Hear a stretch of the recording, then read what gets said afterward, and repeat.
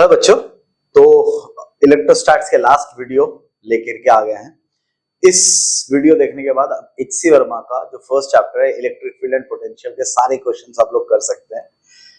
इसके बाद का जो टॉपिक है वो कैपेसिटेंस स्टार्ट हो जाता है, बट जैसे मैंने प्रॉमिस किया हुआ था आप लोगों को कि हम पहले करंट इलेक्ट्रिसिटी करेंगे, उसके बाद हम कैपेसिटर्स की तरफ आएंगे। बिकॉज करंट इलेक्ट्रिसिटी करने के बाद आपके लिए कैपेसिटर समझना ज्यादा आसान हो जाता है, बिकॉज आप लोगों ने सर्किट पहले से किया हुआ होता है।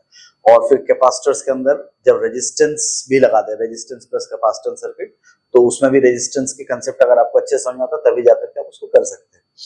तो कैपेसिटर्स को हम बाद में करेंगे, बट उससे पहले इलेक्ट्रोस्टैट्स में जो सबसे इंपॉर्टेंट कंसेप्ट हम लोगों ने अभी तक देखा था कि कंसेंट्रिक स्फीयर्स में चार्ज का डिस्ट्रीब्यूशन, और आज हम देखेंगे अगर पैरेलल प्लेट्स रहते हैं तो उसमें चार्ज का डिस्ट्रीब्यूशन कैसे होता है।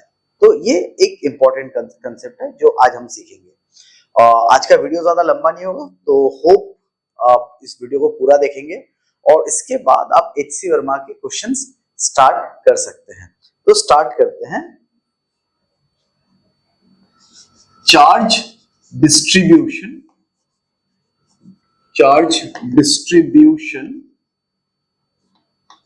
on parallel plates। तो ये आज का टॉपिक है। तो आप ऐसे समझिए कि लेट्स सपोज करो आपके पास ना दो पैरेलल प्लेट है, ये एक प्लेट है और ये दूसरा प्लेट है, ये दो प्लेट अरेंजमेंट है।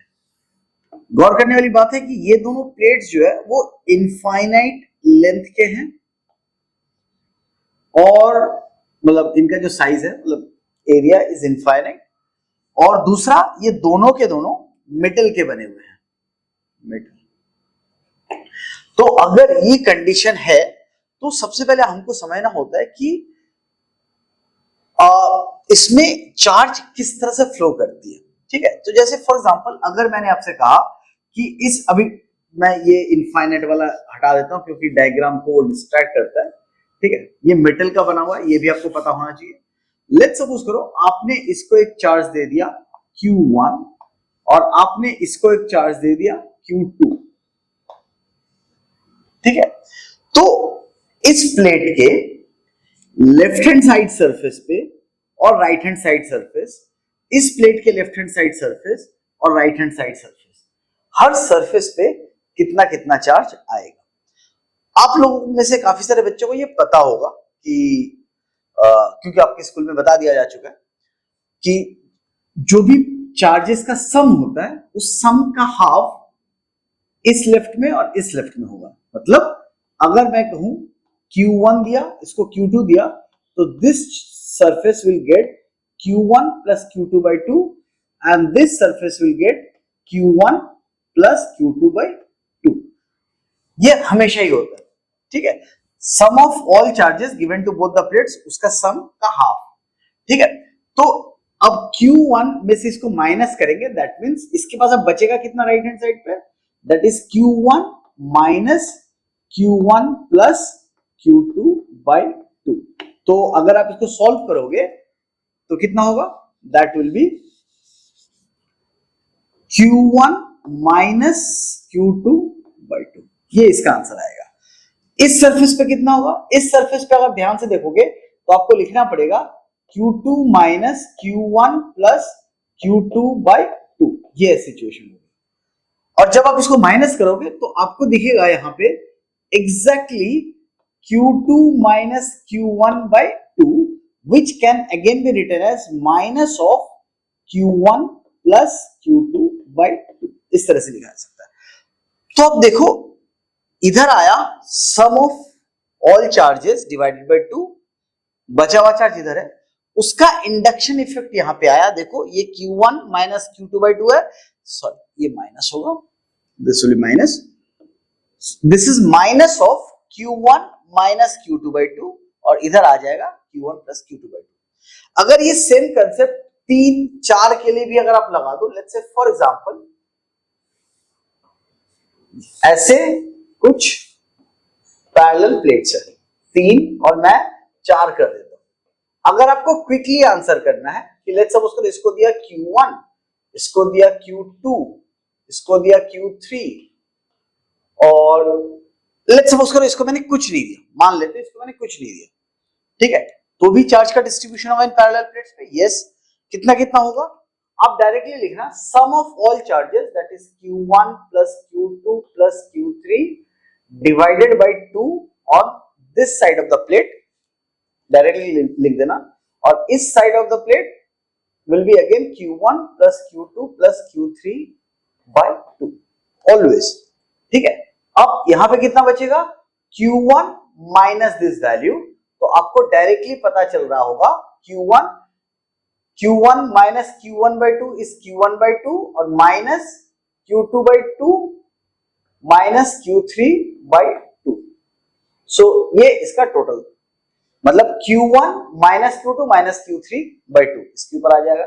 इसके ऊपर जस्ट उसका नेगेटिव इंपैक्ट आएगा, minus of Q1 minus Q2 minus Q3 by 2 overall sign के साथ माइनस, क्योंकि इसका इंडक्शन इफेक्ट इस पे होगा। अब इस पे इस साइड में कितना बचेगा, this will be Q2 minus, देखो ये रह गया माइनस, ठीक है, Q2 minus of minus Q1 plus Q1 minus Q2 minus Q3 by 2, इस तरह से रहेगा। Q2 में से माइनस कर दो ये चार्ज जो इस साइड पे चला गया, तो बचा हुआ चार्ज ही आपके पास है, और ये चार्ज अपने आप में नेगेटिव है तो ये प्लस हो जाएगा। ये प्लस होते ही देखो Q1 by 2 minus Q2 by 2 और Q2, तो ये बचेगा कितना, इस साइड पे आ जाएगा। अगर आपको सही से कैलकुलेट करोगे तो it will be Q1 plus Q2 minus Q3 by 2। एक एक घर नेगेटिव शिफ्ट होता जाता है, तो जैसे इसमें पहले सब कुछ प्लस था, फिर ये दोनों नेगेटिव है, फिर ये पॉजिटिव होगा, फिर ये नेगेटिव होगा, तो अब यहाँ पे कितना आएगा, अब देखो अब लास्ट वाले में इधर पॉजिटिव हो जाएगा, ठीक है।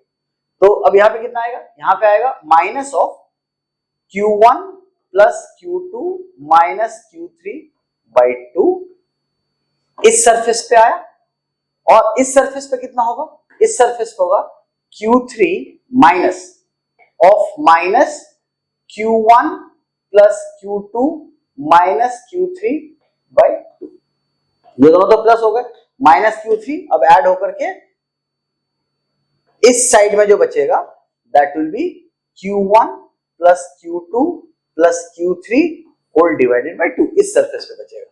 उसका नेगेटिव इंपैक्ट मतलब इंडक्शन इफेक्ट यहाँ पे कितना होगा, यहाँ पे होगा minus of Q1 plus Q2 plus Q3 whole divided by 2, और जस्ट बिकॉज ये न्यूट्रल बॉडी था तो ये कितना हो गया Q, जस्ट सो ये टोटल नेगेटिव और ये टोटल पॉजिटिव, तो ये हमेशा इस कंडीशन को सेटिस्फाई करेगा। आप कभी भी देख लो, सवाल ये नहीं होता है कि ये ऐसा है, मतलब सवाल ये होता है कि ऐसा क्यों होता है, ठीक है। अगर आपसे कोई कह दे कि क्या हमेशा ऐसा होगा, यस हमेशा ऐसा होगा, ये शॉर्टकट है, तो हर बच्चा यही यूज करता है, ठीक है। बट फिजिक्स जब सीखते हैं हम लोग तो सबसे पहला सवाल आपको ये पूछना है ऐसा क्यों होता है, ऐसा इसके पीछे रीजन क्या है, ये मैथ्स कहां से आया, किसी ने तो डिराइव किया होगा, किसी ने तो बताया होगा, वो क्यों आया। तो सबसे पहले हम वो चीज समझते हैं, ठीक है, और हम ये सीखेंगे सिर्फ 3 प्लेट के लिए। 3 प्लेट को हम लोग Q1 Q2 Q3 चार्ज देते हैं और देखते हैं रीजन क्या है। सेम मेथड आप 4 प्लेट्स 5 प्लेट्स के लिए अप्लाई करोगे, 2 प्लेट्स के लिए अप्लाई करोगे तो बात सेम आ जाता है। इस वजह से let's do it for 3 plates. तो अब आप देखिए, ये आपके पास एक प्लेट है, ये दूसरा प्लेट है और ये तीसरा प्लेट है। ये 3 प्लेट्स हैं। इस फर्स्ट प्लेट को आपने यहां से एक चार्ज दे दिया Q1, इसको चार्ज दे दिया Q2 और इसको चार्ज दे दिया आपने Q3। ऐसे आपने 3 चार्ज दे दिया। इस साइड का जो टोटल चार्ज है और इस साइड का जो टोटल चार्ज है वो जैसे मैंने कहा Q1 plus Q2 plus Q3 by 2 होता है। ये कैसे आया उसको डिराइव करने के लिए सबसे पहले आप ऐसे मान लो कि लेट्स एज्यूम कि इस साइड में स्मॉल q चार्ज आया, इस साइड में स्मॉल q चार्ज आया, जिसका वैल्यू है q1 plus q2 plus q3/2, जो हमें पता है, आंसर हमें पता है, बट लेट्स अज्यूम कि यहाँ पे स्मॉल q चार्ज आया, तो इधर कितना बचेगा, इधर बचेगा q1 माइनस स्मॉल q, ये बचेगा। अब देखो सारे के सारे चार्जेस को मैं यहाँ पे पॉजिटिव कंसीडर कर रहा हूं, क्योंकि यहाँ पे नेगेटिव नहीं कंसीडर कर सकते, बिकॉज हम डिराइव कर रहे हैं और सारे के सारे वेरिएबल्स हैं।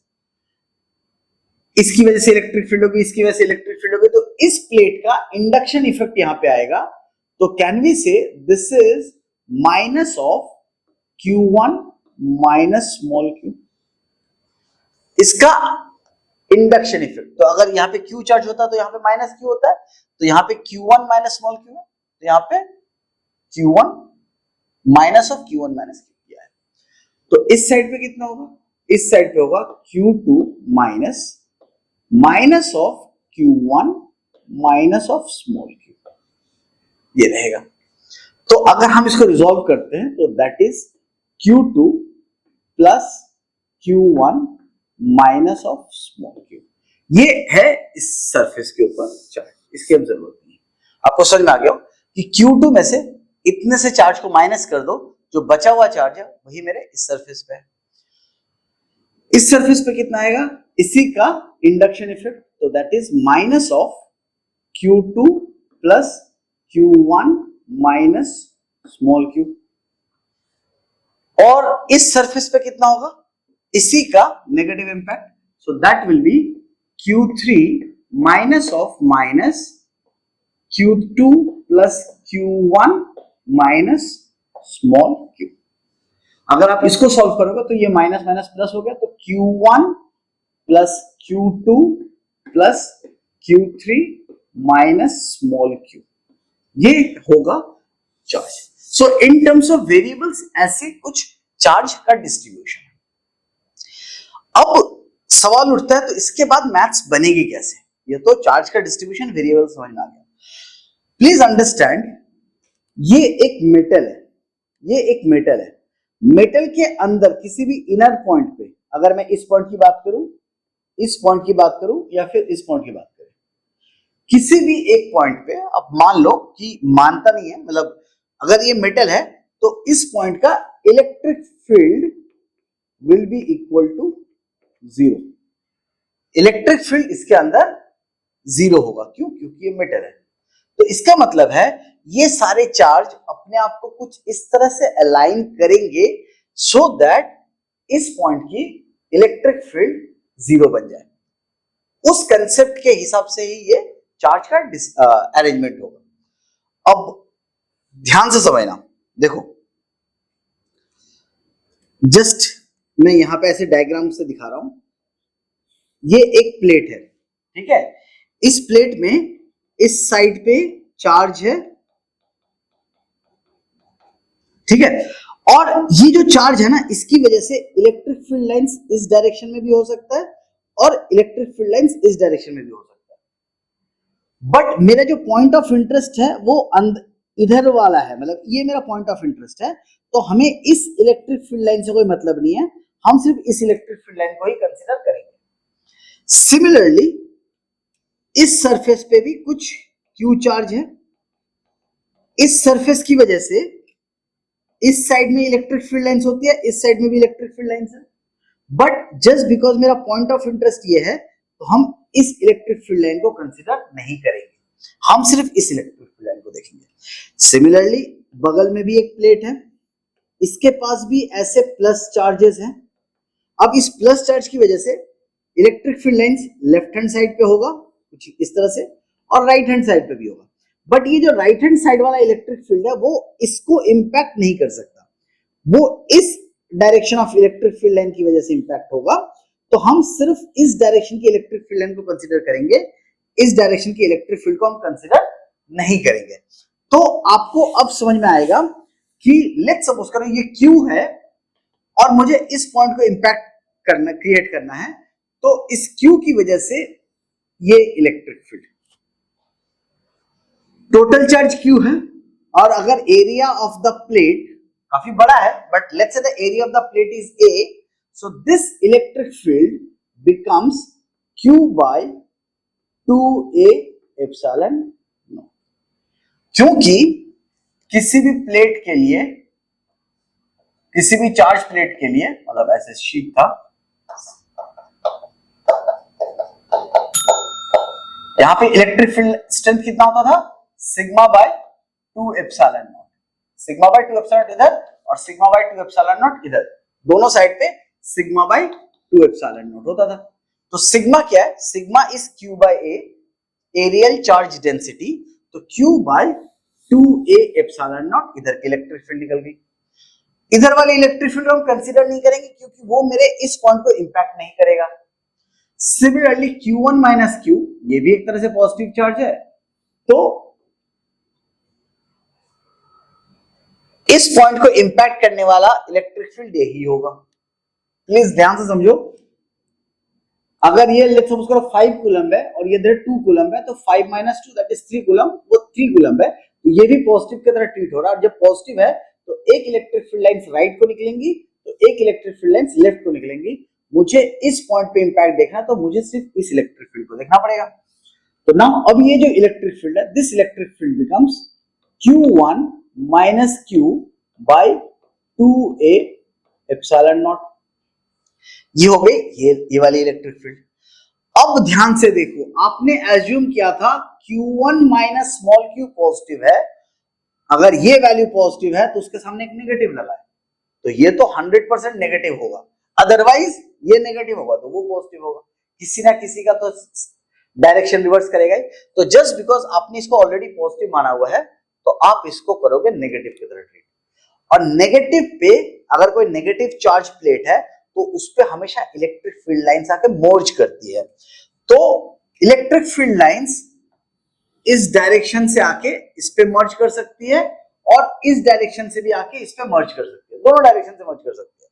बट मुझे इंपैक्ट देखना इधर से, मतलब इस पॉइंट पे, तो इस साइड से आने वाली इलेक्ट्रिक फील्ड लाइन जो यहां पे आके मर्ज करेंगी उसका कोई इंपैक्ट इस पे नहीं होगा, इधर से आने वाली इलेक्ट्रिक फील्ड लाइन जो आके यहां पे मर्ज करेंगी उसी का इंपैक्ट होगा। तो आप सिर्फ इसको कंसीडर करो, और जस्ट बिकॉज आपने इसका डायरेक्शन ऑलरेडी एज्यूम कर लिया है, अब आप इसको एज ए मैग्नीट्यूड की तरह ट्रीट कर सकते हो। मतलब अब आप इसको लिख सकते हो, this is Q1 minus small q by 2a epsilon naught, क्योंकि ऑलरेडी आपने इसका डायरेक्शन एज्यूम कर लिया है और उसको नेगेटिव की तरह ट्रीट कर रहे हो, तो नेगेटिव फील्ड की तरह ट्रीट करो तो आप इसका सिर्फ पॉजिटिव पार्ट ही लोगे चार्ज का, ठीक है।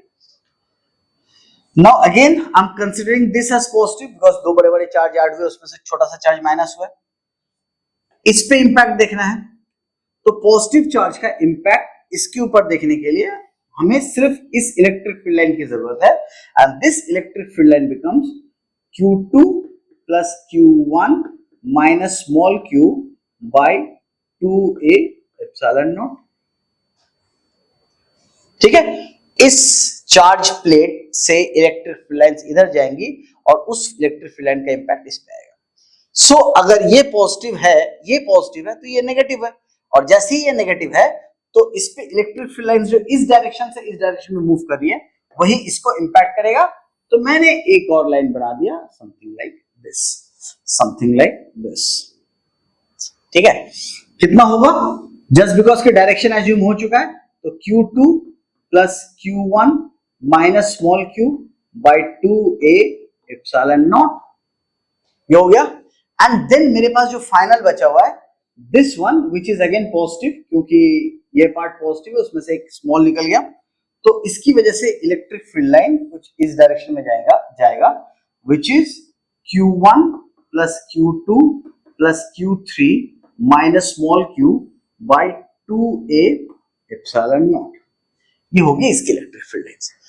अब मुझे इस पॉइंट को ध्यान में रखते हुए मैंने ये पूरा इलेक्ट्रिक फील्ड लाइन का डायग्राम बनाया है, तो ये इस पॉइंट की इलेक्ट्रिक फील्ड 0 होनी चाहिए। इसका मतलब है total right hand side electric field towards right should be equal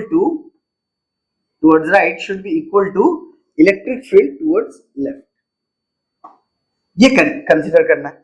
तो देखो राइट हैंड साइड पे एक ऐसे ले लेते हैं, एक राइट हैंड साइड, ये दूसरा राइट हैंड साइड और ये तीसरा राइट हैंड साइड, और सिमिलरली तीन आपको लेफ्ट साइड में मिलेंगे। तो राइट वाले तीनों को लिख लेते हैं, Q1 minus small q by 2a epsilon naught plus ये है, इसका वैल्यू कितना है, this Q2 plus Q1 minus this, so Q2 plus Q1 minus small q by 2a epsilon naught plus this one small q by 2a epsilon naught should be equal to all the left hand side. तो left hand side वाले कौन कौन से है, left hand side में सबसे पहले आता है दिस वन, दूसरा लेफ्ट हैंड साइड आता है दिस वन एंड तीसरा left hand side is this. तो हम लिखेंगे लेफ्ट हैंड साइड के लिए Q1 minus small q by 2a epsilon naught plus this one Q2 plus Q1 minus small q by 2a epsilon naught plus left hand side में Q1 plus Q2 plus Q3 minus q whole divided by 2a epsilon naught. लिख दिया. अब ध्यान से देखो, this value and this value gets cancelled out, this value and this value will get cancelled out. आपके पास बचा हुआ ये. अब सॉल्व करते हैं इसको. तो जैसे आप देखो this divided by 2, अच्छा 2 epsilon naught, 2 epsilon काट दो, तो आपके पास बचा q equal to Q1 plus Q2 plus Q3 minus q, तो ये इधर आ गया 2q, तो q equal to Q1 plus Q2 plus Q3 whole divided by 2. इस तरह से आ गया आपका. तो इसका मतलब है ये जो स्मॉल q है इसका वैल्यू है Q1 plus Q2 plus Q3 bye 2 आ गया. अब जैसे ही Q1 plus Q2 plus Q3 minus Q1 plus Q2 plus Q3 by 2, तो x minus x by 2 will be x by 2. तो ये था तुम्हारा x minus देखो ये x by 2, तो बचेगा x by 2 which is Q1 plus Q2 plus Q3 by 2. तो इस मेथड को यूज करके आपको समझ में एक्चुअली आता है कि ऐसा क्यों होता है कि इस साइड में और दो एक्सट्रीम आउटसाइड वाले जो सर्फेस होते हैं उस पे total sum of total charge divided by 2 होता है. ये उस केस में जब इन सारे प्लेट्स को कहीं से भी अर्थ नहीं किया गया, इसके बाद अर्थिंग का भी कंडीशन आएगा. ठीक है, तो होप आपको ये समझ में आ गया. अब इसके बेसिस पे एक और दो अच्छे वाले क्वेश्चन तो नहीं है, बेसिकली कंसेप्ट ही है, कैपेसिटी का कंसेप्ट है, वो एक दो कंडीशंस देख लेते हैं. ठीक है, एचसी वर्मा के बुक के एंड में दो बहुत अच्छे क्वेश्चंस दिए हुए हैं, आप उन दोनों को जरूर ट्राई कीजिए. आपको 2 मिनट में आप दोनों क्वेश्चन को सॉल्व कर सकते हो. ठीक है, तो सबसे पहला जो क्वेश्चन है वो ये है कि अगर मैंने इस तरह से दो प्लेट्स दिए और इस पे मैंने एक क्यू दे दिया कैपिटल क्यू और इस पे भी दे दिया कैपिटल क्यू, तो मुझे बताना है कि इस साइड में इधर और इधर कितना कितना चार्ज आएगा. ठीक है, तो ध्यान से देखो, कंसेप्ट तो हमें समझ में आ चुका है. ठीक है, तो total charge is 2q divided by 2 is q इधर और 2q डिवाइडेड बाय 2 q इधर.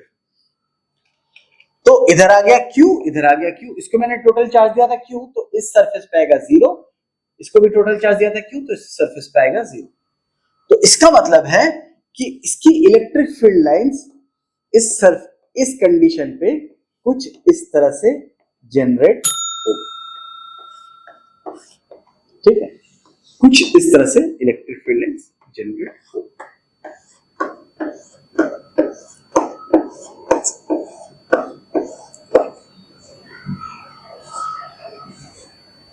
अगर किसी ने आपसे पूछा कि आप बताओ कि यहां पे इलेक्ट्रिक फील्ड इंटेंसिटी कितनी होगी और इधर इलेक्ट्रिक फील्ड इंटेंसिटी कितनी होगी और इधर इलेक्ट्रिक फील्ड इंटेंसिटी कितनी होगी, तो जस्ट बिकॉज अंदर में टोटल चार्ज 0 है, सो this electric field here will be equal to 0. ठीक है, यहां पे टोटल इलेक्ट्रिक फील्ड 0 होगा. अब हमें बताना है यहां पे इलेक्ट्रिक फील्ड कितनी होगी. ठीक है, तो अब हम एक काम करते हैं, हम एक गॉसियन सरफेस ड्रॉ करते हैं. Gaussian surface in the sense कुछ इस तरह का गॉसियन सरफेस जो उस प्लेट को क्रॉस करे, मतलब the plate is like this, तो उस प्लेट को क्रॉस करे अंदर से. ठीक है, गॉसियन सरफेस. तो गॉसियन सरफेस कुछ इस तरह से ले लेते हैं, ठीक है। और 3D में अगर हम देखें तो कुछ इस तरह से दिखेगा, ठीक है।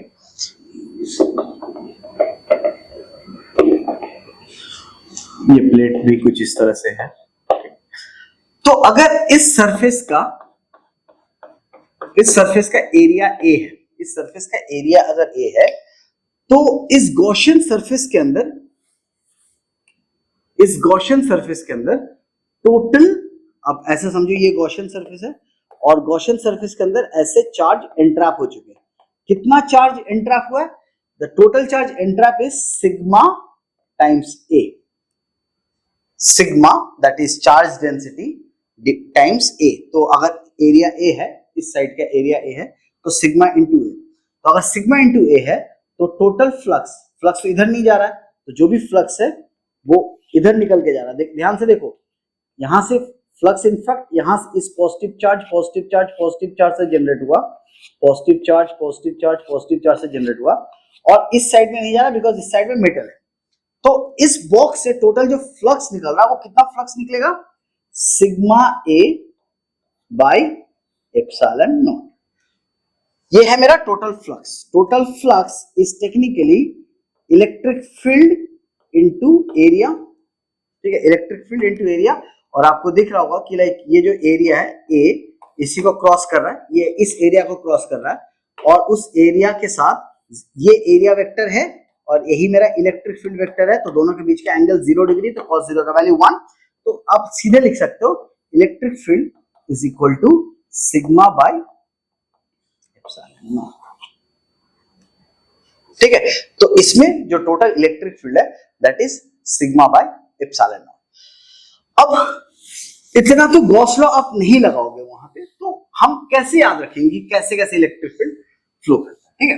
तो सिंपल सा फंडा है कि जब आपने इसको कंसीडर किया ऐसे दो चार्ज प्लेट, ठीक है, और आपको पता चल गया कि इस साइड में है Q चार्ज, इस साइड में है Q, यहां पे है 0 और यहां पे है 0, ये टोटल चार्ज डिस्ट्रीब्यूशन है।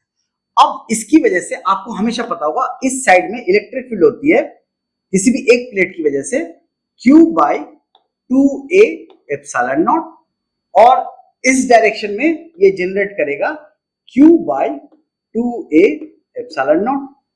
इस प्लेट ने किया, ध्यान से देखिए, इस प्लेट ने जनरेट किया। सिमिलरली इस पे तो चार्ज 0 है तो ये कुछ नहीं कर सकता, इस पे भी चार्ज 0 है, ये कुछ नहीं कर सकता। अब इस पे ध्यान देते हैं, इस प्लेट के पास Q है, उसने क्या किया, उसने इस डायरेक्शन में जनरेट किया Q by 2A epsilon naught, ये वही है Q by 2 epsilon not, Q by 2A epsilon naught, और उसने इधर भी जनरेट किया Q by 2A epsilon naught. अब टेक्निकली ये भी Q बाई 2 एप्सिलॉन नॉट ही है, ठीक है। तो देखो इस साइड में टोटल इलेक्ट्रिक फील्ड स्ट्रेंथ कितना आ गया, इस साइड में टोटल इलेक्ट्रिक फील्ड स्ट्रेंथ आ गया Q by A epsilon not which is actually sigma by epsilon naught, ठीक है। अभी 2 मिनट पहले जो हम लोगों ने गॉस लॉ से देखा था। सिमिलरली इस डायरेक्शन में क्या होगा, इस डायरेक्शन में भी देखो sigma by A epsilon naught और Q बाई A एप्सिलॉन, और आप दोनों तरीके से याद रखो Q by A epsilon naught और सिग्मा बाई एप्सिलॉन। इस इनर रीजन में कितना हो गया, देखो ये राइट हैंड साइड है और ये लेफ्ट हैंड साइड में, तो यहाँ की इलेक्ट्रिक फील्ड हो गई 0। ये देखो ऐसे electric field lines right hand को जा रही है और यहाँ पे इलेक्ट्रिक फील्ड लेफ्ट हैंड को जा रहा है, तो यहाँ पे डायरेक्शन ऐसा, यहाँ पे डायरेक्शन ऐसा, इक्वल अमाउंट में है, तो इसके अंदर का भी इलेक्ट्रिक फील्ड 0 है। सिमिलरली ये राइट हैंड साइड को है और ये लेफ्ट हैंड साइड को है, ठीक है, यहाँ से, तो इसके अंदर का भी इलेक्ट्रिक फील्ड 0। ये चार्ज डिस्ट्रीब्यूशन बना ही इस तरीके से है कि ये दोनों अंदर इलेक्ट्रिक फील्ड 0 होना चाहिए, बाकी ये चार्ज तो मतलब यहाँ की जो इलेक्ट्रिक फील्ड है वो तो अपने आप जनरेट होते रहती है।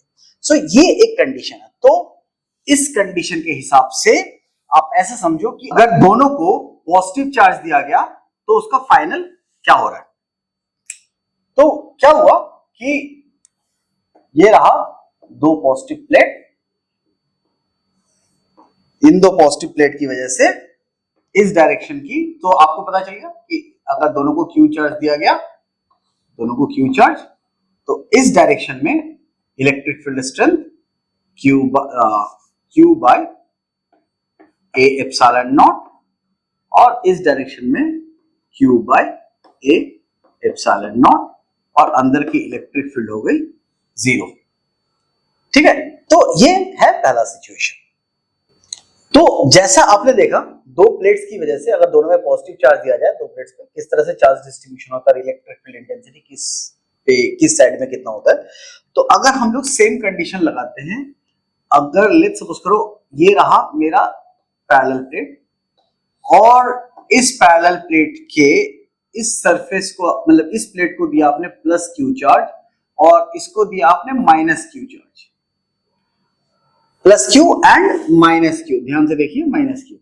तो इस साइड में टोटल चार्ज कितना आएगा on the left hand side, total charge q plus minus Q by 2 that mean 0।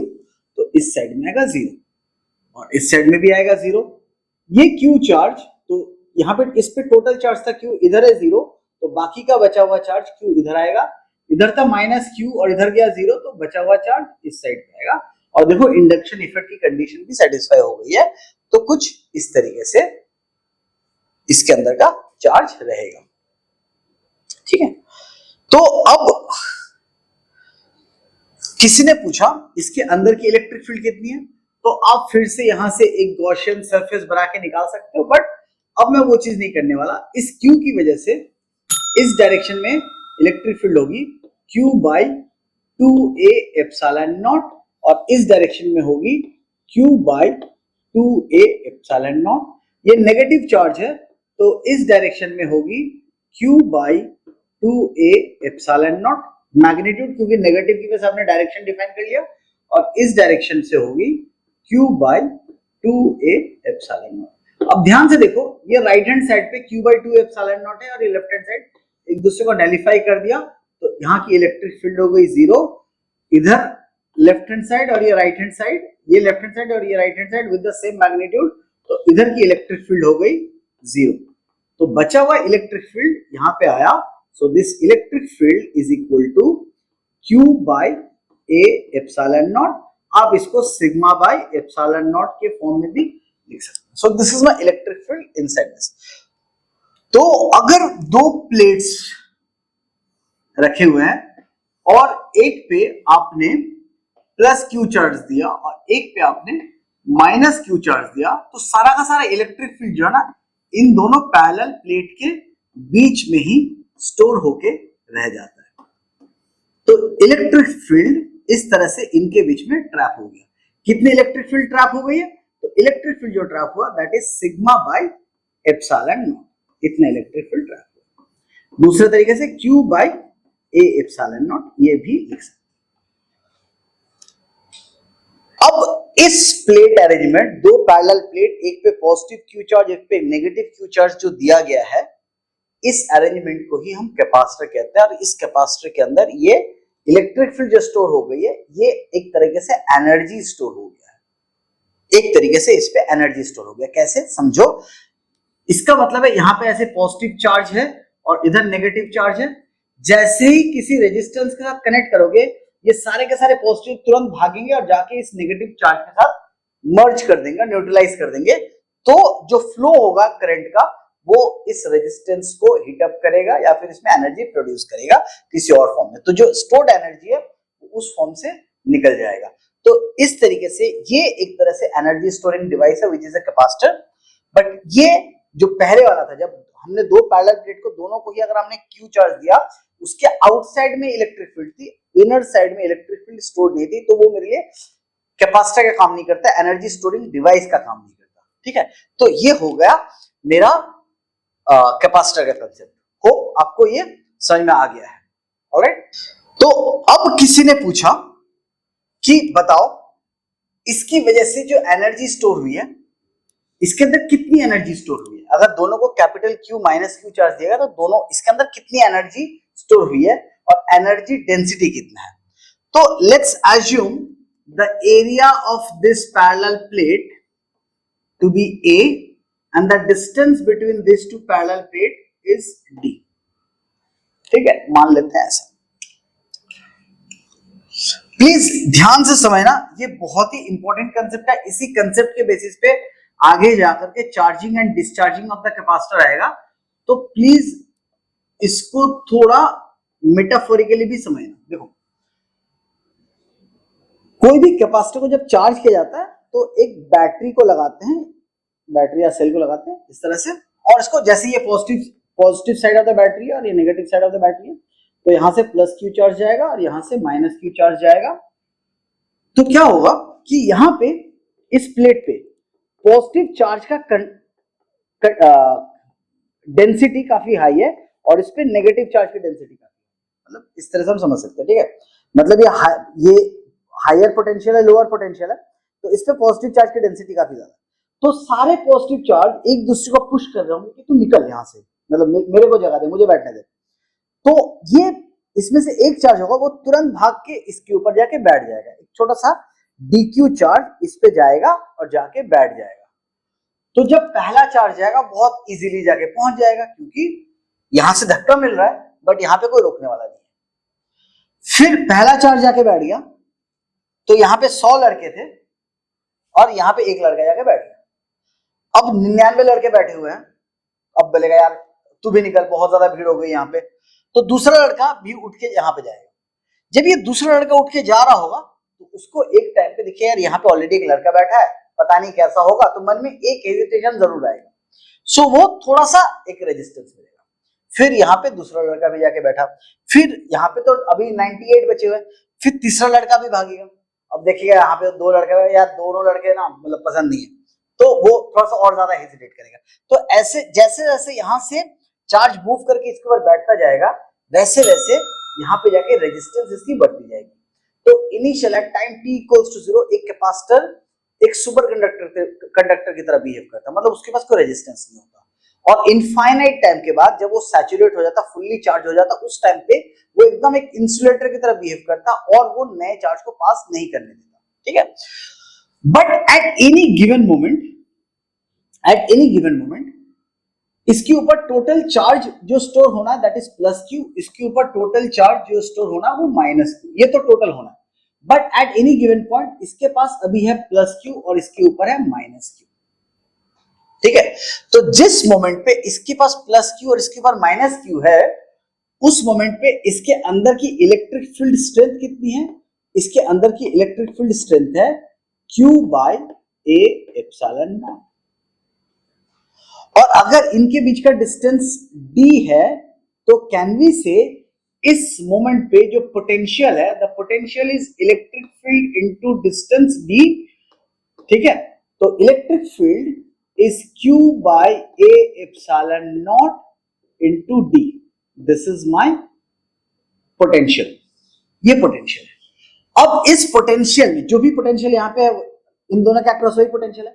तो किसी भी चार्ज को इस पॉइंट से इस पॉइंट तक आप ले आ रहे हो, किसी भी चार्ज को इस पॉइंट से इस पोटेंशियल डिफरेंस में ले आ रहे हो, मतलब आप ऐसा समझो कि अगर यहाँ पे माइनस क्यू चार्ज है, इस माइनस क्यू चार्ज में से आप डी क्यू चार्ज यहाँ पे और ऐड कर रहे हो, सो दैट यहाँ पे डी क्यू चार्ज कम पड़ रहा है, ठीक है। तो आप यहाँ पे डी क्यू चार्ज ला रहे हो, सो दैट यहाँ पे डी क्यू चार्ज खत्म हो गया।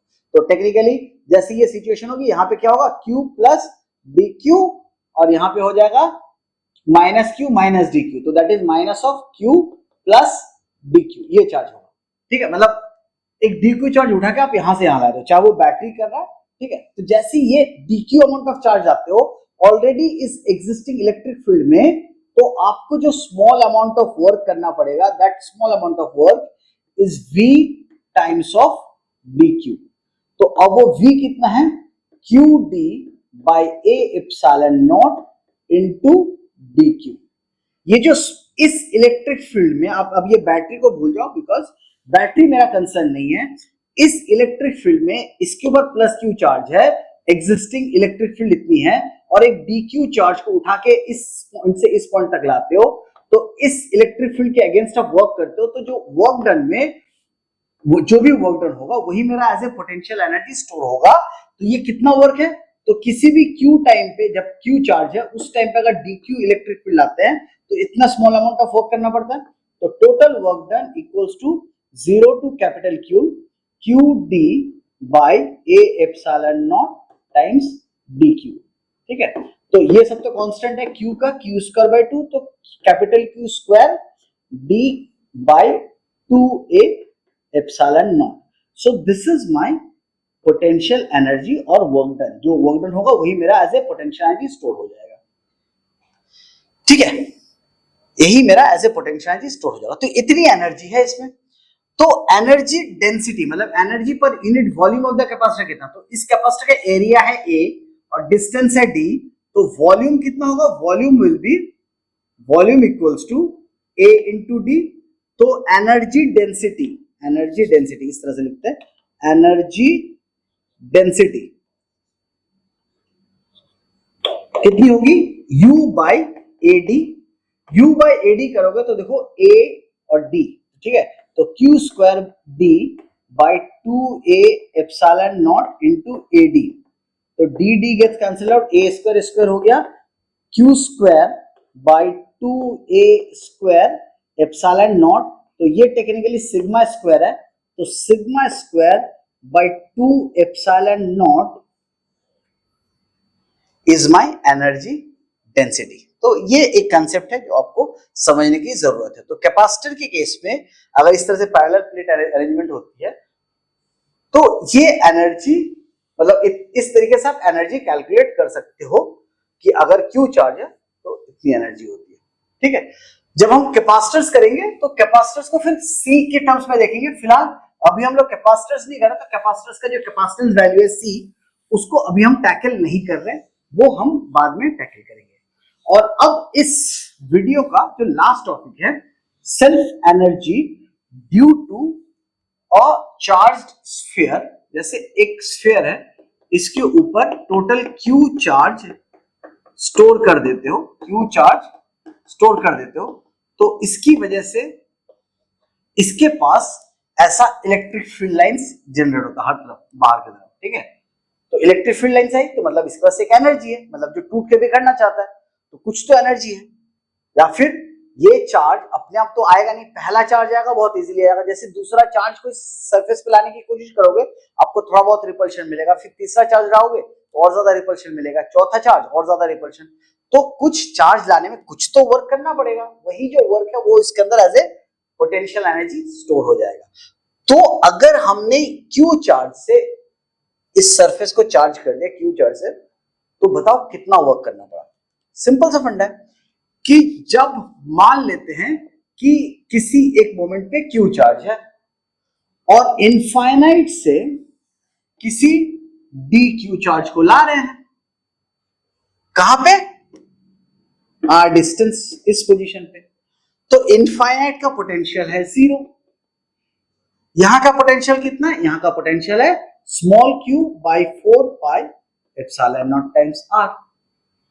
तो इस पोटेंशियल डिफरेंस में आप dq चार्ज को ला रहे हो, इंफिनिटी से यहां तक लाना है, तो कितना वर्क डन करना पड़ेगा, dw small amount of work equals to v into dq. v कितना है, q by 4 pi epsilon naught r times of dq. Integrate कर दो, 0 से लेकर टोटल Q चार्ज आप ला रहे हो, टोटल चार्ज एक कैपिटल Q, तो सिंपल सा आंसर आ जाएगा Q square by 8 pi epsilon naught r. तो इतनी एनर्जी इसके अंदर स्टोर रहती है. अब ये वैल्यू जो है आप अच्छे से याद कर लेना, क्योंकि आगे जाकर के जब हम स्फेरिकल कैपेसिटर्स के भी कंसेप्ट थोड़ा बहुत देखेंगे तो उसमें आपको ये समझ में आ जाएगा और काम आएगा. तो ये भी किसी न किसी तरह से हाफ सी वी स्क्वायर या Q स्क्वायर बाई 2C का ही फॉर्म है. अगर आप लोगों ने कैपेसिटर ऑलरेडी कर दिया तो Q स्क्वायर बाई 2C होता है.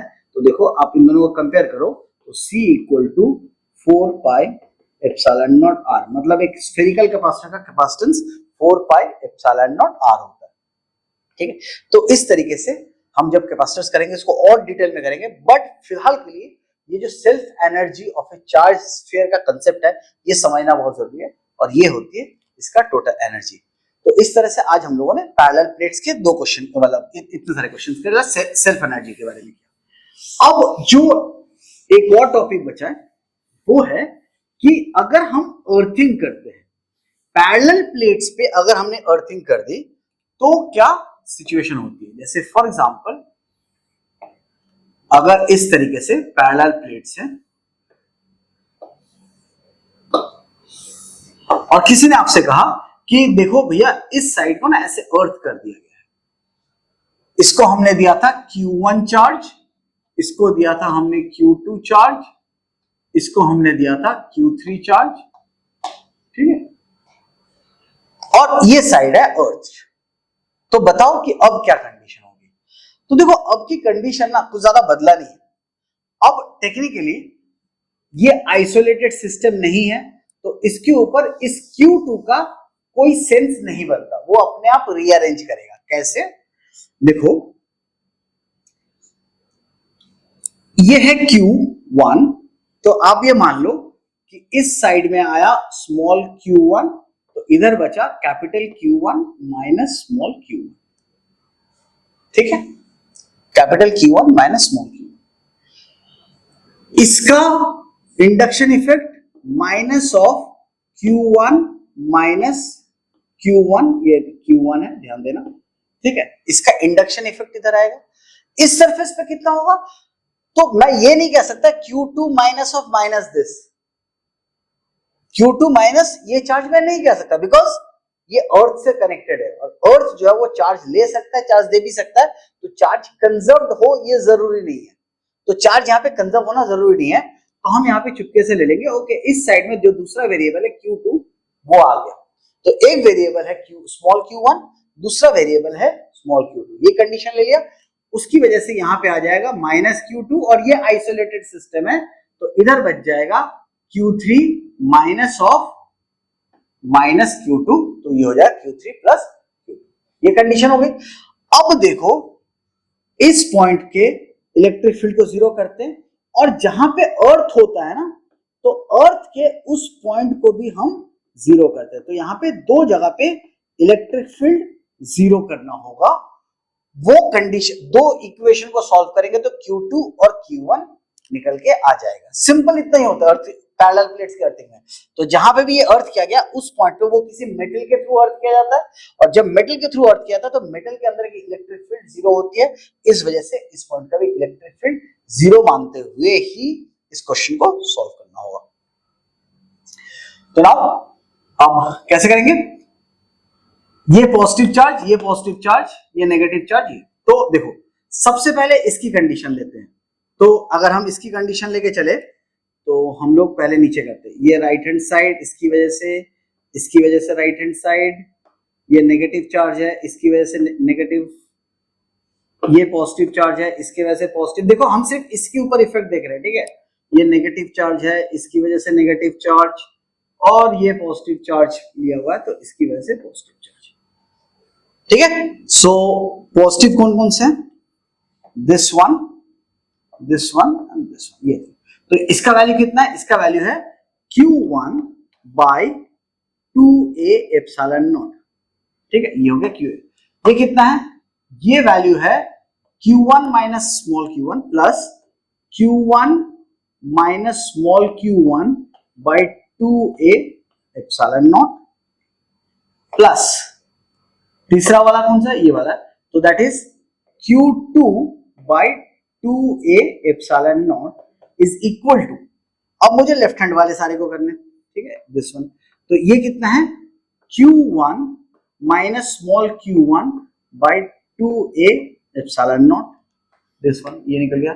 फिर इसको करना है which is Q2 plus Q2 by 2a epsilon naught, और फिर लास्ट वाले को करना है plus Q3 plus Q2 by 2a epsilon naught. तो 2a एप्सिलॉन नॉट अब लाइन से काट दो, इसका तो कोई काम ही नहीं है, तो बचेगा क्या? अब देखो ये गया Q2 Q1 माइनस Q1, ये गया, तो आपके पास बचा Q1 is equal to Q3 plus Q2। ये आया आपका फर्स्ट इक्वेशन, जो कि इस पॉइंट के इलेक्ट्रिक फील्ड को जीरो करते हुए आया है। अब अगर मैं इसको नहीं, इस पॉइंट के इलेक्ट्रिक फील्ड को जीरो करूं, ठीक है, ध्यान से देखो, अगर मैं इस पॉइंट के इलेक्ट्रिक फील्ड को जीरो करूं, इस पॉइंट के इलेक्ट्रिक फील्ड, तो इसके लिए ये positive charge right hand side, ठीक है, ये positive charge right hand side, क्योंकि मुझे इस पॉइंट का देखना है, ये negative charge left hand side ये positive charge, right hand side ये negative charge, left sorry right, और इसकी वजह से ये लेफ्ट पॉजिटिव चार्ज। तो इस पॉइंट का इंपैक्ट दिखा। अब देखो तो इस केस में 1 2 3 4 4 राइट साइड में, सिर्फ 2 ही लेफ्ट साइड में है, ठीक है। तो वो 4 कौन कौन से है देखो, दिस वन सबसे पहले, that is Q1 by 2a epsilon not, फिर ये कौन सा गया plus Q1 minus Q1 by 2a epsilon naught plus, ये कितना है Q1 माइनस Q1 है, ठीक है। तो plus Q1 minus Q1 by 2a epsilon naught, sign नहीं देखेंगे उसका, and then this one is Q2 plus Q2 by 2a epsilon naught equal to, left hand side में सिर्फ एक Q2 है और एक Q2 plus Q1, so that is Q2 by 2a epsilon naught plus Q3 plus Q2 by 2a epsilon naught. ये तो फिर से कट गया पूरा। अब देखो ये Q2 गया, ये बचा Q1 गया, 2Q1 minus small q1 is equal to Q3 plus Q2।